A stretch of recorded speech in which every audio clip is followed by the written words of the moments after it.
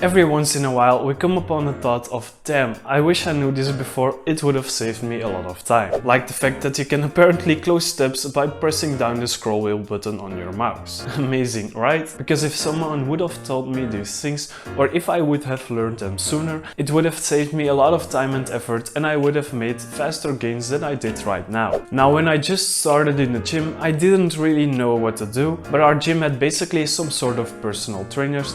I don't really know how you should call them, but if you just wanted a workout program, you just had to ask them, and if you wanted, they could help you track your results. But these personal trainers were the most bro science trainers I've ever seen. So what ended up happening is that little me, who was looking up to those big guys because, well, they were obviously bigger than me with my tiny little noodle arms, well, I ended up following a workout program from them. And because I really didn't know what to do, I decided to follow this workout program for a couple of years, like 1 to 2 years. But of course I still made some slight changes to the program, but the base was mostly the same. But the problem with this program was that it was some sort of variation of the bro split program you often see, only now it was just for training 3 days a week. So this brings me to the first thing I wish I knew when I started lifting, and that is that training frequency does matter when it comes to building muscle. I only trained arms once a week, I only trained chest once a week, and I only trained legs once a week. Fortunately, I didn't skip leg day like most beginners would, so I'm definitely thankful for past me not skipping leg day. Anyway, when you're only training a certain muscle group once a week,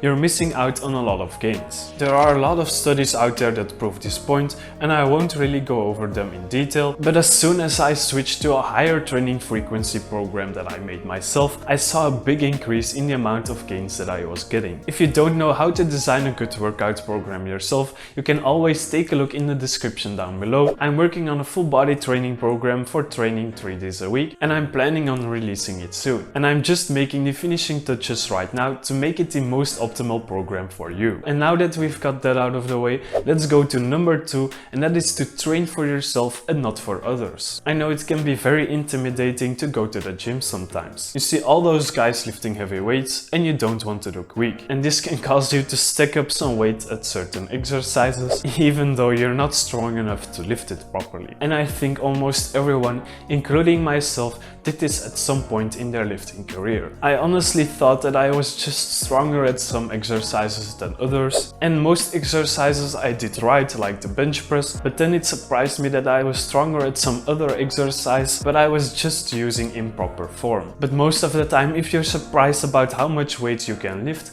you're probably not lifting it right. For example, I did this when doing the chest press machine. I honestly did think that you only had to move your arms to about 90 degrees, but in reality you can and you should go way beyond that. Same thing with biceps, I didn't really lift the weight properly, and if I would have known that, I would have bigger biceps right now. And even to this day, I see a lot of beginners trying to lift more weight than they can handle. Yes, there will be people stronger than you in the beginning, but everyone has to start somewhere. I still remember when I wasn't really able to lift that much, and I was astonished by how much others could lift. And right now I'm even outlifting some of them.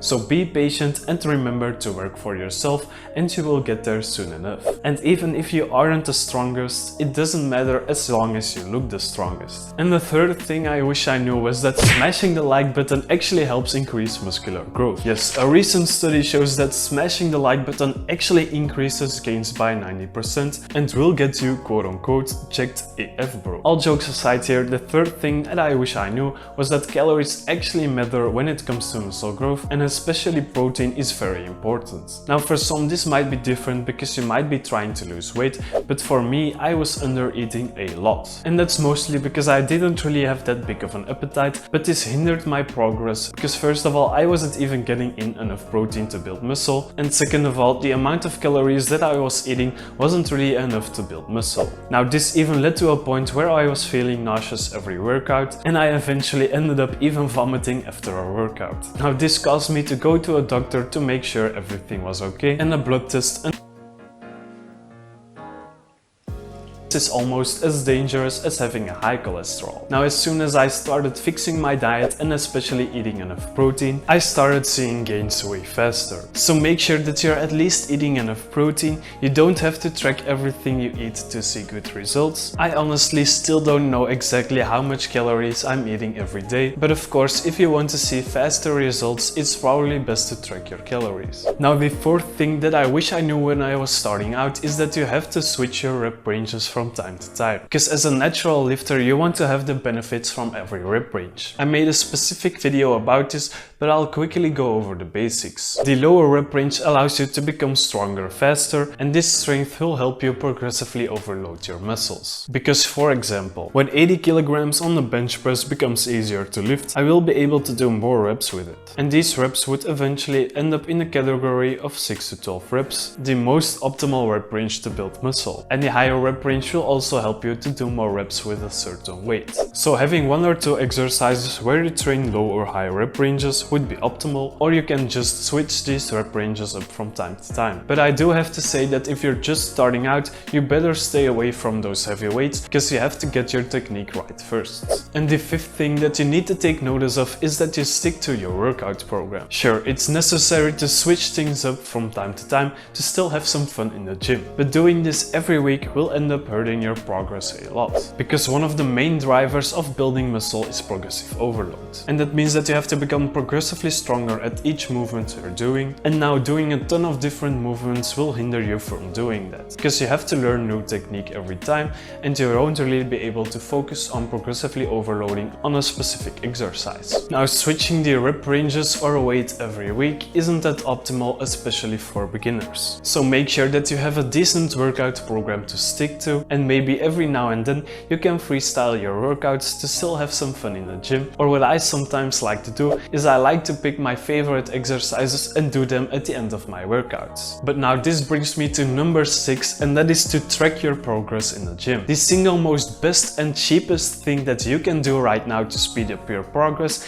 is buy a notebook so that you can write down everything you just did in your workout. Seriously, this will help you increase your gains a lot. Simply write down the exercise and the amount of weight that you did for X reps every set. And this will allow you to remember what weight you picked last time you worked out and how many reps you did with it. And this will help you to push yourself a bit harder, because if you know you did, let's say, 12 kilograms for 10 reps on a lateral raise, you now know that you need to do 11 reps or increase the weight and try to do 8 to 10 reps. Because there is no possible way that you know every weight that you picked for every exercise from your last workout and how many reps you did with it for X sets. And usually you don't even have anything to do when you're just resting between sets. So simply just use this time to write this down. It only takes a few seconds and will help you increase your gains a lot. Now, the seventh thing I wish I knew was the existence of supersets, because this will save you a lot of time in the gym. If you don't know what a superset is, it's basically when you do another set of an exercise while you're still resting for the other exercise. So when I'm doing, let's say, a biceps curl, I superset this with the squat. Now, this can be done for the same muscle you're targeting, but I generally wouldn't recommend that you do that, because this will fatigue your muscles a lot faster. It's best to take a completely different muscle to superset with, so that you can still perform the other exercise as optimal as possible. And this will allow you to progressively overload for each exercise. Doing this can save you a lot of time, because when you're letting your legs rest, it doesn't really matter that much if you train your arms in between or not. You will just have to wait a little longer to catch your breath. But if, for example, the gym is very crowded,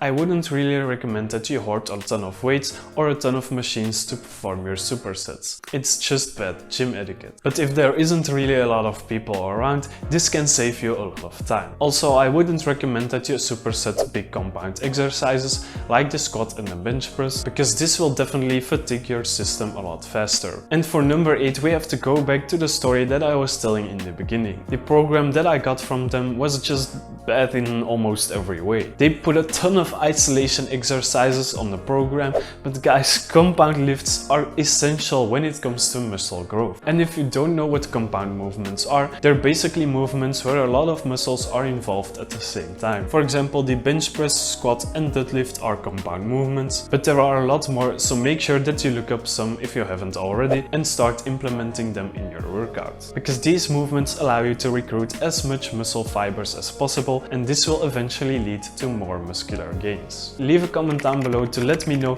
which mistake that you made in the past or are making right now. I'm very interested in hearing them. Also, please remember to smash that like button and make sure to subscribe so you don't miss out on any helpful tips, and I'll see you guys later.